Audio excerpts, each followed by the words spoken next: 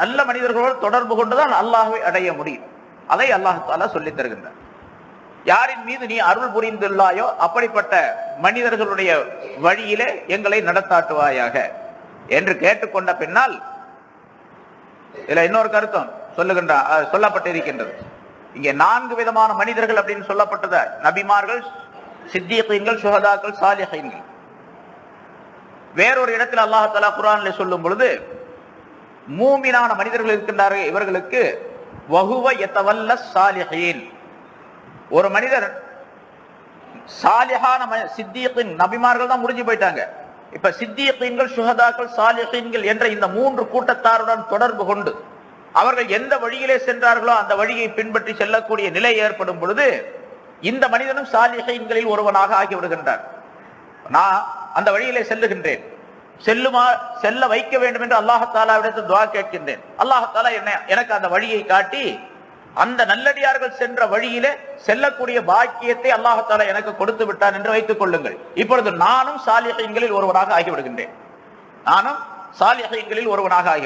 இப்ப சாலிஹீன்களில் ஒருவனாக நான் ஆகிவிட்டால் எனக்கு கிடைக்கக்கூடிய லாபம் என்ன, பாக்கியம் என்ன என்று சொன்னால் அதை அல்லாஹ் தஆலா அந்த ஆயத்திலே சொல்லி காட்டுகின்றான். வஹுவ யதவல்ல சாலிஹீன்.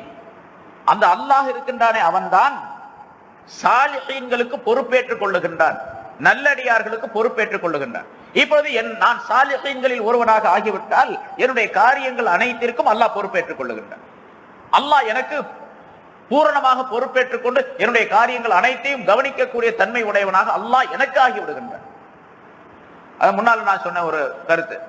அல்லாஹ் மூசா அலைஹிஸ்ஸலாம் அவர்களுக்கு அல்லாஹ் தஆலா சொன்னதாக, யா மூசா குன்லி கமா உரீது, நான் விரும்பியதை போன்று எனக்கு நீ ஆகிடுவாயாக, அக்குன் லக்க கமா துரீது, பிறகு நீ விரும்பியதை போன்று நான் ஆகிவிடுகின்றேன். இப்ப நமக்கு என்ன வேலை அப்படின்னு கேட்டா, அந்த சாலிஹீன்கள் நல்லடியார்கள் எந்த வழியிலே சென்றார்களோ அந்த வழியை தேடி ஆய்வு செய்து அந்த வழியிலே செல்லக்கூடிய தன்மையை, அமல்களை நாம் உண்டாக்கி கொள்ள வேண்டும்.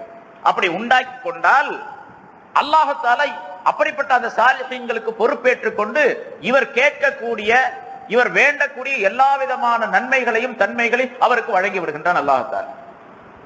அதாவது அல்லாஹ் தஆலா சொல்லுவதையெல்லாம் இந்த மனிதன் கேட்கும் பொழுது, அப்படி கேட்டு நடந்து இறுதியான ஒரு நிலையை அடையும் பொழுது இந்த மனிதன் சொல்லுவதையெல்லாம் அல்லாஹ் கேட்கின்றான். மனிதர்கள் சொல்லுவதையெல்லாம் அல்லாஹ் கேட்கின்றான்.